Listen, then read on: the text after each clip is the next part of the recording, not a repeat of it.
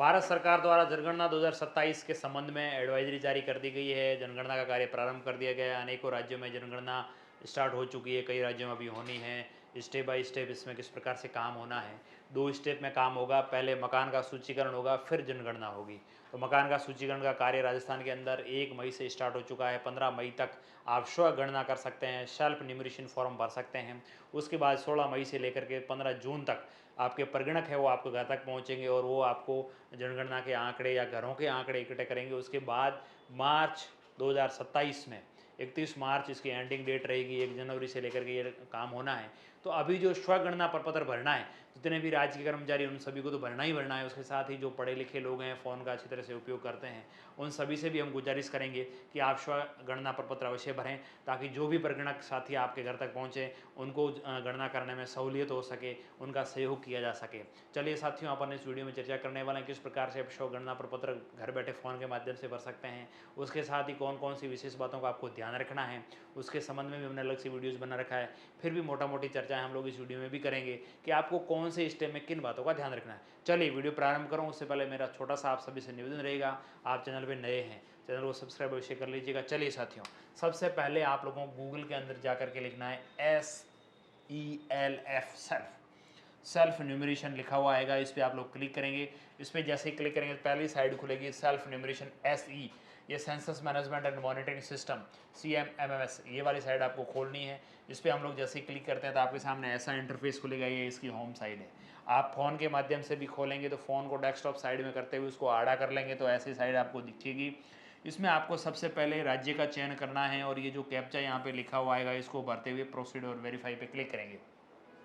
जैसे ही मैं राजस्थान से बिलोंग करता हूँ, राजस्थान लिखा, कैप्चा लिखा, वेरीफाई एंड प्रोसीड पे क्लिक किया, ये आपके सामने स्वागत किया जाएगा और ये थोड़ा वो जानकारी दी जाएगी, इसे पढ़ लीजिएगा और ओके पे क्लिक करिएगा। ओके पे जैसे ही क्लिक करेंगे तो यहाँ सबसे पहली चीज़ आपको पूछी जाएगी। यहाँ पे आप लोगों को राज्य जो आपने सेलेक्ट किया वो ऑटोमेटिक आ गया। Name of the head of the house hold, यानी आपके परिवार के मुखिया का नाम लिखना है। आपको मुखिया किसे लिखना है इसको लेकर कन्फ्यूजन नहीं होना है। परिवार का मुखिया उसे माना जाता है, चाहे महिला हो चाहे पुरुष हो, उसके कोई प्रॉब्लम नहीं है। आपके परिवार में अधिकतर निर्णय लेने की क्षमता जिस सदस्य के पास है वो व्यक्ति परिवार का मुखिया माना जाता है। आपके दादा दादी, माता पिता, आपकी पत्नी, आप खुद, कोई भी हो सकते हैं। जो भी आपके परिवार में निर्णय लेते हैं, या महिला या पुरुष का कहीं कोई इशू नहीं है, जो भी आपके परिवार में निर्णय लेते हैं उसका आप लोगों को यहाँ पे नाम लिखना है। उसके बाद मोबाइल नंबर लिखना है। मोबाइल नंबर लिखते समय ध्यान रहे, आप ऐसा नहीं अपने अड़ोसी पड़ोसी का कर रहे हैं और उसमें मोबाइल नंबर अपना लिख दे रहे हैं। एक मोबाइल नंबर से एक घर का ही रजिस्ट्रेशन होगा, सेल्फ न्यूमरेशन होगा। इसलिए आप लोग ध्यान रहे, आपका खुद का मोबाइल नंबर डालें, ईमेल एड्रेस आपके पास हो तो लिखें, नहीं तो ऑप्शनल है, जरूरी नहीं है। ये चीज़ें लिखने के बाद आप जैसे ही इस पर वेरीफाई एंड प्रोसीड पे क्लिक करेंगे तो please enter the name of the head of the house hold correctly. आपको घर के सदस्य का जो मुखिया उसका नाम सही तरीके से लिखना है, ये कह रहा है, आपको इंस्ट्रक्शंस दे रहा है पहले से। ये आप लिखेंगे, वेरीफाई करेंगे, OTP send your mobile number, जो आपने मोबाइल नंबर लिखे उस पर OTP आ गया, आप OTP यहाँ पे डालेंगे। OTP डालने से पहले आपको प्लीज़ सेलेक्ट लैंग्वेज, यहाँ पे भाषा का चयन करना है। जो भाषा आप यहाँ चयन कर देंगे OTP लगाने के बाद वो भाषा चेंजेबल नहीं होगी पूरे न्यूमरेशन फॉर्म के अंदर। आप कोई दूसरा मोबाइल नंबर लगा के दूसरा फॉर्म भरे तो अलग बात है, बाकी आपने जो भाषा एक बार यहाँ सेलेक्ट कर ली वो भाषा आगे जा कर के बदलने वाली नहीं है।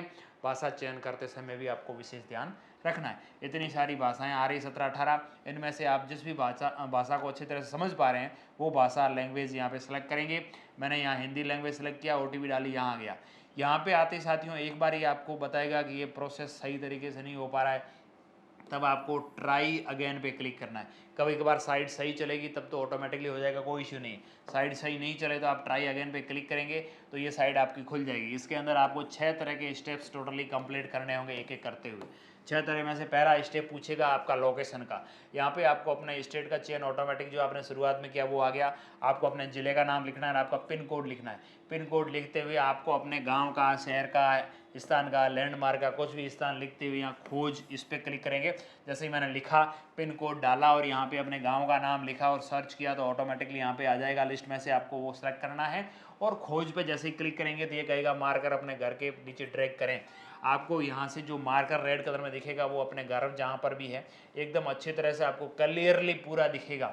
आपने जो गांव सेलेक्ट किया और खोजे पे डाला तो आपके सामने उस गांव में जितने भी लोकेशंस है वो सारे दिखेंगे। आप यदि फ़ोन, ये जो रेड वाला आपको निशान दिख रहा है ना, ये रेड वाला चिन्ह आपको अपने घर पर ले जा करके फिक्स करना है। वो कैसे होगा? आप मोबाइल के माध्यम से कर रहे हैं तो ऐसे 2 अंगुलियों से उसको चौड़ा करेंगे या छोटा करेंगे तो हो जाएगा। ऊपर नीचे दोनों अंगुलियों से पकड़ते हुए खिसकाएंगे, वो खिसक जाएगा। यदि आप लैपटॉप या कंप्यूटर के माध्यम से कर रहे हैं तो कंट्रोल बटन दबाते हुए कर्सर को, जो बीच वाला होता है ना ऊपर नीचे करने वाला, उसको घुमाएंगे तो बड़ा होगा, छोटा होगा, आप जहाँ पे भी। जैसे इसको हम लोग बड़ा करते हैं तो अच्छी तरह से एकदम क्लियरली दिखेगा। देखिए, use control and scroll to zoom to map. आप यदि कंप्यूटर के माध्यम से कर रहे हैं तो ऐसा होगा। फ़ोन के माध्यम से करते हैं तो 2 अंगुलियों का या अंगूठे का सहारा लेते हुए इसे छोटा बड़ा आप लोग आराम से कर सकते हैं। मैं इसको बड़ा कर रहा हूँ, जैसे ही मैंने बड़ा किया देखें आप, इतनी तरह से अच्छी तरह से कितने पेड़ पौधे हैं, कितने सारे, सारा एकदम अच्छी तरह से दिख रहा है। ये हमारे घर का नक्शा आपको दिख रहा होगा। तो आपका जहाँ पर भी मकान है, जहाँ पर भी घर है, वहाँ ले जाकर के इस रेड वाले निशान को छोड़ना होगा।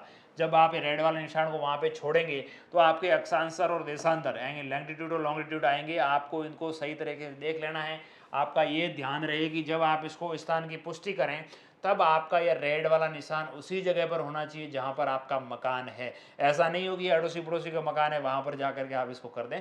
आपको ये क्या करना, आप जहाँ पर भी बैठे हैं वहाँ सेम जगह होना अनिवार्य नहीं है। आप कहीं पर भी बैठे इसको रेड वाला जो निशान है लोकेशन का, इसको ऊपर नीचे आगे पीछे खिसका सकते हैं। अब आप स्थान की पुष्टि करेंगे, जैसे स्थान की पुष्टि करेंगे आपका स्थान है वो कंफर्म हो जाएगा। कंफर्म होने से पहले पूछेगा इतना लैंगिट्यूड है, लॉन्गिट्यूड है, आप इसको करना चाहेंगे। कृपया अपने घर के लोकेशन की पुष्टि करें। गलत लोकेशन होने की स्थिति में आपका स्वगणना डेटा प्रगणक के पास नहीं आएगा। यानी उस लोकेशन के जो भी प्रगणक होंगे उनके पास डाटा तभी जाएगा जब आपने लोकेशन सही सेलेक्ट की हो। आपको यहाँ पे क्लिक करना है। जैसे यहाँ पे क्लिक करेंगे, पहला भाग स्थान वाला कंप्लीट हो गया। अब जनगणना घर का विवरण, घर के विवरण में आपको क्या क्या ध्यान रखना है वो मोटा मोटी आपको बता देता हूँ। पहले आपने देखा कि लोकेशन में कहाँ का सेलेक्ट करूँ, गांव का सेलेक्ट करूँ या शहर का सेलेक्ट करूँ। मेरे 2 मकान है, एक गांव में भी एक शहर में भी है। आपको उस मकान का लोकेशन सेलेक्ट करना चाहिए जहाँ पर आपका आधार का एड्रेस है, जहाँ पर आप मुख्यतः निवास है, आप मूल निवासी जहाँ के हैं वहाँ से आपको जनगणना करवानी चाहिए। हो सकता है आप वहाँ पर न रह रहे हो लेकिन आपके आधार के एड्रेस वगैरह सब कुछ वहाँ है, आप शहर में भले शिफ्ट हो गए, लेकिन जब भी प्रगणक आएगा तो आपके जो मोबाइल नंबर दे रखे हैं उस पर कॉल कर देगा। हो सके तो आप वहाँ पर उपस्थित हो जाइए, नहीं हो सकते तो फ़ोन के माध्यम से जो आवश्यक जानकारी मांगे वो उपलब्ध करवा दीजिए और वो ऑटोमेटिकली करके चले जाएंगे, कोई इशू नहीं है। आपको अगले विवरण के अंदर जनगणना के मकान के फर्श में प्रयुक्त सामग्री। आपका मकान बनाते समय इधर मिट्टी, लकड़ी, पक्की, पत्थर, सीमेंट, मोजिक, अन्य किस तरह की छत है, प्रयुक्त फर्श, यानी आपका जो आंगन है वो आंगन किस तरह का बना हुआ है उस घर का, वो आप लोगों को यहाँ पे लिखना है। यहाँ आप ध्यान देंगे, जनगणना मकान एक भवन या भवन का हिस्सा हो सकता है। यहाँ मकान की परिभाषा उसे कही गई है जिसमें एक ही भवन के अंदर अनेकों मकान हो सकते हैं। जैसे हम लोग शहरों में जाते हैं तो बहुत बड़ी बड़ी बिल्डिंगें होती है, उसमें कोई न कोई व्यक्ति है वो अलग अलग हिस्से के अंदर अपना अपना हिस्सा लेकर के, अपना अपना अपार्टमेंट लेकर के वहाँ रहता है। तो उस कंडीशन में क्या होगा कि आपको अपना जहाँ आप रह रहे हैं वो भवन एक आएगा, उस भवन के अंदर मकान अलग अलग हो सकते हैं। मकान की परिभाषा का मतलब हो गया ऐसा घर जिसके अंदर अलग से खाना बनता हो और उसके 4 दीवार हो, कम से कम एक ऐसा कमरा जिसके चारों तरफ दीवार हो, ऊपर छत हो। छत चाहे कच्ची हो, पक्की हो, प्लास्टिक की हो, कैसी भी हो, वो छत हो और उसके चारों तरफ हो सकता है वो दीवारें भी कच्ची हो या पक्की हो, उसके लिए अलग से खाना पक रहा हो, खाना बन रहा हो, वो एक मकान के अंदर आता है। ठीक है, एक मकान यानी एक भवन के अंदर अनेकों मकान हो सकते हैं। हो सकता है आपके माता पिता, आपके दादा दादी, आपके चाचा चाची, आपके ताऊ ताई एक ही वो बिल्डिंग है उसके अंदर रह रहे हैं लेकिन अलग अलग खाना बन रहा है तो उनकी मकान संख्या अलग अलग अलॉट होगी। तो आपके मकान में प्रयुक्त सामग्री क्या है वो आप सेलेक्ट करेंगे। आपके फर्श में किस तरह की सामग्री उपयुक्त हुई, आपकी दीवारें हैं वो किस तरह की सामग्री से बनी हुई है, आपकी दीवार में प्रयुक्त क्या सामग्री हुई, आपकी छत में क्या सामग्री प्रयुक्त हुई, वो आप लोग इनमें से सेलेक्ट करेंगे। आपकी जनगणना के मकान की स्थिति कैसा है, रहने योग्य है या अच्छा है या जीर्ण शीर्ण है, जो भी आपकी स्थिति लागू हो रही है वो आप सेलेक्ट करेंगे। उसके बाद सहज और आगे पे बढ़ें, यहाँ कन्फर्म मांगेगा, इसे हाँ करेंगे, हाँ करते आगे बढ़ जाएंगे। इस परिवार में सामान्यतः रहने वाले व्यक्तियों की कुल संख्या, यहाँ पे व्यक्तियों की संख्याओं से मतलब है उस मकान में जिसका आप स्वगणना भर रहे हैं उसके अंदर कितने लोग रहते हैं सामान्यतः। हो सकता है सामान्यतः का मतलब यहाँ ये है कि आपके मेहमान आते हैं उनको काउंट नहीं करना है, यानी आप उस घर में कितने सदस्य हैं वो सदस्यों की संख्या यहाँ पे लिखनी है। परिवार के मुखिया का नाम जो आपने शुरुआत में इंग्लिश में लिखा था वो इंग्लिश में ही आएगा, आपको इंग्लिश में ही लिखना पड़ेगा। यहाँ पे आपने जो भाषा चुनी है उस भाषा के अंदर उस मुखिया का नाम लिखना है। परिवार का मुखिया आपने किसे सेलेक्ट किया है, महिला को, पुरुष को, किस व्यक्ति को किया है। यदि आप SC या ST से, अनुसूचित जाति या जनजाति से हैं तो इनमें टिक करना है, अन्यथा अन्य पर कर देंगे। कौन सी जातियां हैं वो अनुसूचित जाति और जनजाति में शामिल है उसकी लिस्ट यहाँ पे दिख जाएगी। इस मकान में स्वामित्व की स्थिति, ये मकान किसका है, आपका अपना है, किराए का है या किराए का है, वो अपना कोई मकान नहीं है अन्य पर, यानी जो भी स्थिति आप पे लागू होती है वो आपको यहाँ पे सिलेक्ट करना है। रहने योग्य उपलब्ध कमरों की संख्या, आप जिस मकान में रह रहे हैं उसमें रहने, आपके आवास के लिए कितने कमरे बने हुए उस कमरों की संख्या लिखनी है। इस परिवार में रहने वाले विवाहित दंपतियों की संख्या, यहाँ दंपति की संख्या को लेकर काफ़ी साथियों का कन्फ्यूजन है, कमेंट्स आ रहे हैं वीडियोस के अंदर। उसमें कह रहे हैं कि दंपतियों का मतलब क्या, दंपति का मतलब हुआ पति और पत्नी का जोड़ा। यदि पति पत्नी के कितने जोड़े हैं वो उस परिवार में रह रहे हैं वो आपको लिखना है। यदि एक जोड़ा रह रहा है तो एक लिखे हैं, दो जोड़े रह रहे हैं दो जोड़े लिखे हैं, जितने भी रह रहे हैं वो लिखना है। हो सकता है एक सदस्य का, पति या पत्नी में से एक व्यक्ति का निधन हो गया है तो वो दंपति नहीं मानी जाएगी। ठीक है, सहेजें और आगे बढ़े पे क्लिक करेंगे, पुष्टि करनी होगी, यहाँ पे क्लिक करेंगे। अब यहाँ पे क्लिक करेंगे तो अगला आएगा पेयजल, यानी घर के अंदर सुविधाएं, पेयजल की सुविधा है या नहीं है, नहीं है तो आप सबसे नीचे अन्य स्रोत का भी कर सकते हैं।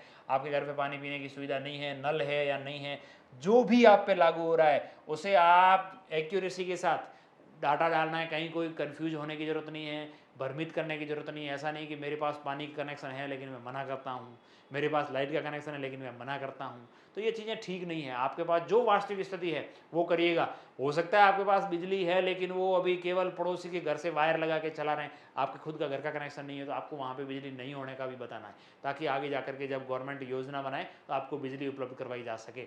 ठीक है, इस तरह से पेयजल की उपलब्धता कैसी है, परिवार परिसर के अंदर है या बाहर है या दूर से लाते हैं, बिजली आपके पास प्रकाश का स्रोत क्या है। उसके बाद जैसे हमारे घर पे बिजली है लेकिन वो हमारे भाई के नाम से है या पापा के नाम से कनेक्शन हो रखा है, अब वो हमसे अलग रहते हैं, हमारे तभी कनेक्शन करवाना है, तो आप यहाँ पे नहीं होने का या अन्य तरीके का भी लिख सकते हैं कि हम अन्य तरीके से यूज़ कर रहे हैं उसको। आपके शौचालय की उपलब्धता है या नहीं है तो किस प्रकार का है, केवल आपके परिवार के उपयोग के लिए हो रहा है या सार्वजनिक शौचालय का उपयोग कर रहे हैं या खुले में कर रहे हैं। वो शौचालय बना है तो वो किस प्रकार का बना हुआ है, सेफ्टी टैंक के साथ वाला है या खुले का है, 2 गड्ढे वाला है, 1 गड्ढे वाला है या बाहर है, खली नाली का है, किस प्रकार का शौचालय वो आपको डाटा भरना है। उसके बाद पानी की निकासी, पानी की निकासी के संबंध में अपने ये शहरों पे लागू होता है, गाँवों में तो इतने ज़्यादा लागू होता नहीं है। आप जिस भी किसी भी नाली में नहीं जाता, हमारे तो खुले में पानी बाहर चला जाता है। परिवार के अंदर स्नान घर की सुविधा है या नहीं है। उसके बाद घर, रसोई घर में LPG CNG गैस की कनेक्शन की उपलब्धता है या नहीं है। अब आपके पास खुद के नाम से कनेक्शन है या नहीं है, माता पिता के नाम से था या भाई के नाम से है, वो अलग रह रहे हैं, उनका मकान भी अलग है, हम तो जैसे तैसे जुगाड़ से चला रहे हैं, तो आपको यहाँ पे नहीं भी लिखना है कि भाई LPG कनेक्शन मेरे पास नहीं है, ताकि आगे भविष्य में जाकर के आपको LPG कनेक्शन की भी सुविधा गवर्नमेंट द्वारा उपलब्ध करवाई जा सके। है या नहीं है वो आपको जो भी लागू हो रहा है। यदि नहीं है तो आप खाना किससे बना रहे हो, जलाऊ लकड़ी से बना रहे हो, मिट्टी के तेल से बना रहे हो या सौर ऊर्जा से बना रहे हो, गोबर गैस से बना रहे हो, CNG या LPG से बना रहे हो, जिससे भी बना रहे हो वो लिखना है।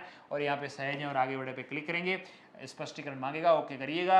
आगे आ रहा है रेडियो एवं ट्रांसजेंडर्स, यानी आपके घर में रेडियो वगैरह है या नहीं है, दूरसंचार टेलीविज़न वगैरह है या नहीं है, इंटरनेट की सुविधा आपके घर में आज के लगाल 99% लोगों के पास मोबाइल और इंटरनेट है। उसके बाद लैपटॉप या कंप्यूटर आपके घर में है या नहीं है, टेलीफोन और मोबाइल स्मार्टफोन आपके पास है या नहीं है, साइकिल मोटरसाइकिल स्कूटर है या नहीं है, उसका हाँ या ना में जवाब देना है, कार या जिप है या नहीं है। परिवार में मुख्यतः उपयोग किया जाना अनाज, आप अधिकतर कौन से अनाज को खाते हैं वो अनाज लिखना है। मोबाइल नंबर, यहाँ आपने जो शुरुआत में OTP डाली वो मोबाइल नंबर ऑटोमेटिकली आएंगे, यहाँ पे चेंजेबल नहीं होंगे। मोबाइल नंबर और भाषा 2 चीज़ें ऐसी है जिसको चेंज नहीं किया जा सकता। सहेज और आगे बढ़ें, ये अंतिम स्टेज था, हाँ पे क्लिक करेंगे। आपको एक बार जो आपने गणना प्रपत्र भरा वो एक बार पुनः दिखाया जाएगा कि आपने कौन कौन से स्टेप में कौन कौन सी जानकारी भरी।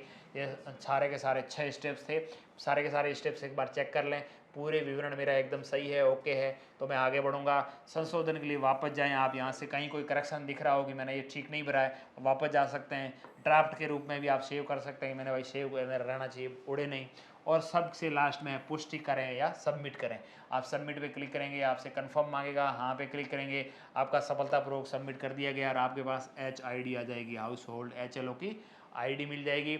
इस ID को आपको सुरक्षित रखना है, मोबाइल के माध्यम से मैसेज भी आएगा, आप इसका स्क्रीनशॉट भी खींच लें। जब आपके यहाँ प्रकरणक आएँ तो आपको ये ID बतानी है, वो जैसे ही अपने उस कंप्यूटर के अंदर या मोबाइल के अंदर ID डालेंगे ऐप में, और आपका विवरण जो आपने भरा है वो ऑटोमेटिकली सारा उनके सामने खुल जाएगा। वो केवल स्पष्टीकरण जो आपका होगा वो करेंगे, देखेंगे भाई इसने डाटा सही भरा या नहीं भरा।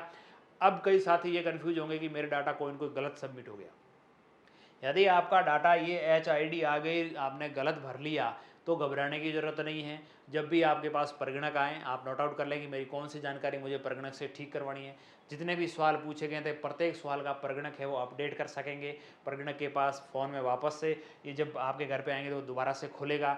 जिस भी स्थिति को आप बदलना चाहें, हो सकता है आपने है वो कुछ डाटा को छुपाने के लिए गलत डाटा भरा हुआ, तो परिगणक वास्तविक स्थिति जो वहाँ आप धरातल पे देखेंगे, उसके अनुरूप वो डाटाज़ भरेंगे। तो आपको कहीं कोई डाटा छुपाना नहीं है, कहीं कोई गलत डाटा फ़ीड करना नहीं है, क्योंकि इसका वेरिफ़िकेशन भी होगा, आपके घर पे भी आएँगे, वो एक बार चेक भी करेंगे, देखेंगे कि जो डाटाज़ भरा है वो सही है या नहीं है।